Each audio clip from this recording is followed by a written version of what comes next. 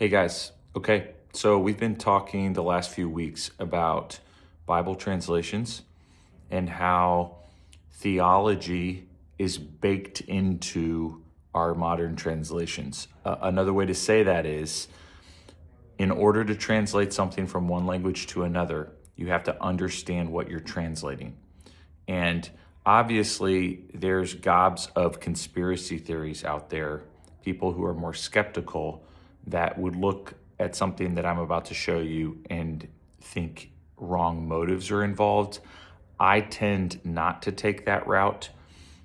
I think that the people who are translating the Bible in all of these modern translations and the King James translation, which I'm about to show you, I think they were good people who did the best they could. Unfortunately, as we're about to see, there is a world of difference between translations, and we can see how the theology that the translators had comes out in the translation. So I want to show you guys this. I'm going to kill two birds with one stone. Number one, I want to show you how much our Bible translations are shaped by the theology of those who did the translation. And second of all, one of the questions that came up in the class is the book of Daniel about the end times? And my suggestion is no, it's not. The book of Daniel was from the prophet Daniel to the people of Israel during the time of exile, and he was preparing them for what was about to happen in just a short time in the coming of Jesus. And he's trying to get his people to remain faithful. And in this passage here, he's actually talking to Nebuchadnezzar. But this is not about the end times. This is about Nebuchadnezzar's dream and what is about to happen after Nebuchadnezzar, the rulers that will rise up after Nebuchadnezzar. And it's this wild vision that Nebuchadnezzar has. He has this dream, and he can't even remember the dream. But none of the diviners and none of the seers in Babylon can interpret his dream. And his dream is about this statue. The head is gold, the body's silver, the loins are bronze, the legs are bronze, and then the feet are like partially bronze and then pottery. And a huge rock is broken off and thrown at the statue. It lands on the feet and hits the pottery and cracks it, and then all of the statue comes toppling down and blown in the wind. And the rock that knocked the statue down becomes like a mountain. And then in this dream that Nebuchadnezzar has, the mountain becomes the whole earth. It fills the whole earth. And Daniel's telling Nebuchadnezzar that God is going to raise up a king that will rule the whole world, and his reign will never end. Okay, now you and me, we know who that is. But I don't want to jump ahead in the story too much, but I want to say the theological difference here is that I'm one of those who subscribes to the idea that Jesus ascended to the throne upon his ascension. He is killed on a Roman cross. An ironic label is placed over his head that says King of the Jews. Well, he becomes, through his death, the King of Kings and the Lord of Lords and the King over all kings. And he rules the world now, presently, from the throne room of heaven, in and through his followers. But there are people, good people, who disagree with me on this, and they would say that Jesus is not yet king and that he will become king when he returns. And so you're going to see this theological rub come out in the translation right here. Tell me if you're ready. Okay, let's go check it out. Okay, so I'm going to start us off in the NIV. You can see this here at the top, NIV. and I'm in Daniel chapter 2. We'll start here. Daniel interprets the dream. And he is going to, I'm going to come down to verse 28. That's where we're going to get started. But he says in verse 27, no wise man, enchanter, magician, or diviner can explain to the king the mystery he has asked about. But there is a God in heaven who reveals mysteries. He has shown King Nebuchadnezzar what will happen. And notice these next words here. This is really important. In the days to come. Okay, so the NIV uses the word in the days to come. That's what I want us to really highlight.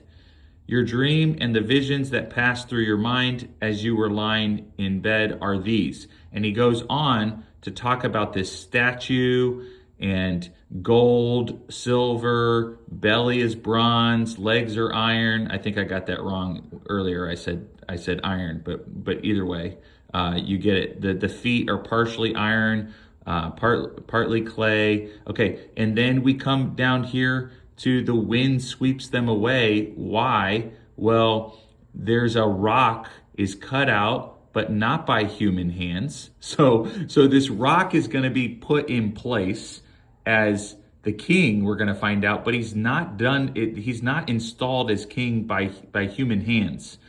Okay. And then the rock that struck the statue became a huge mountain and filled the whole earth. Okay. So this is just incredible apocalyptic literature, which we talked about in class last week. It's a revealing. Apocalypse is not about the end times. It's a uncovering of what is reality from God's vantage point in the heavenly places. Okay, but I want us to go back to verse 28 and look at in the days to come. Now let's go back to the King James translation, which was translated 400 years ago. And back then, many theologians believed that the book of Daniel was about the end times.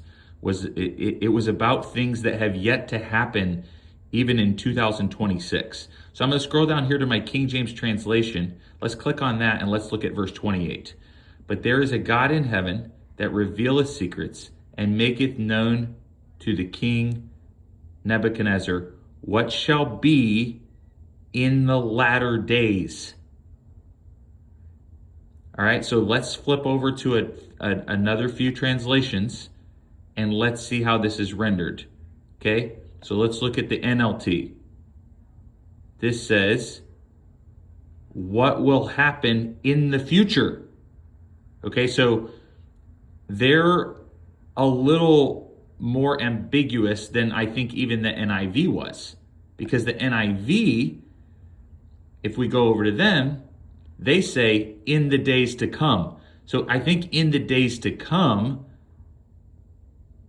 gives you a little more of an idea that this is going to be in Nebuchadnezzar's short future.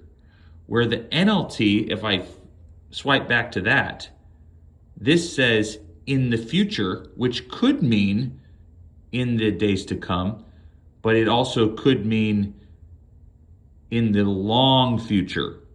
Okay, so they're being a little more ambiguous in how they translate it. And why don't we flip over now to my one of my favorite commentaries for Everyone Commentary series by John Goldengay and N.T. Wright. John Goldengay does the Old Testament, N.T. Wright does the New Testament.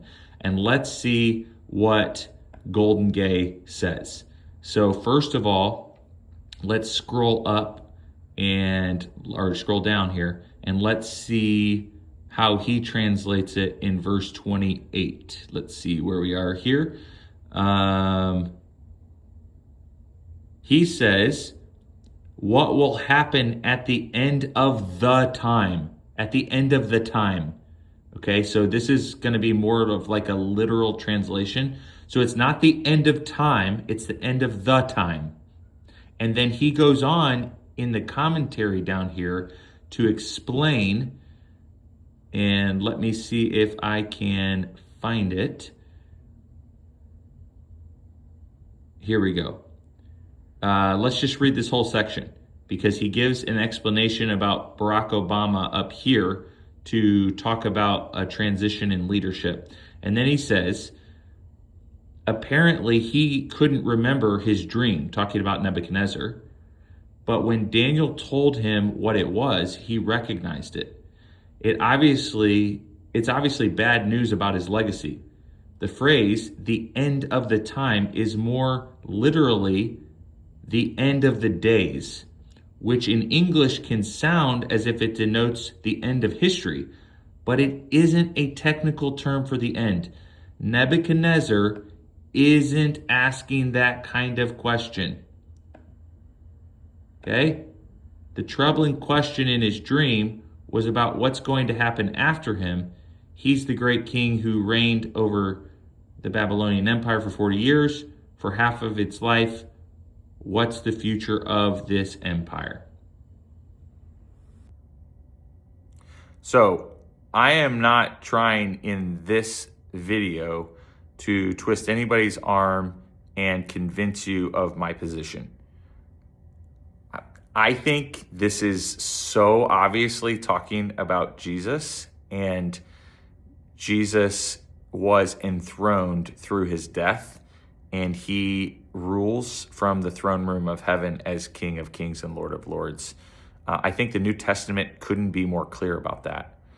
It's one of those things where I think when it's pointed out to you, it's obvious, but I'm not trying to twist your arm and force you to believe this.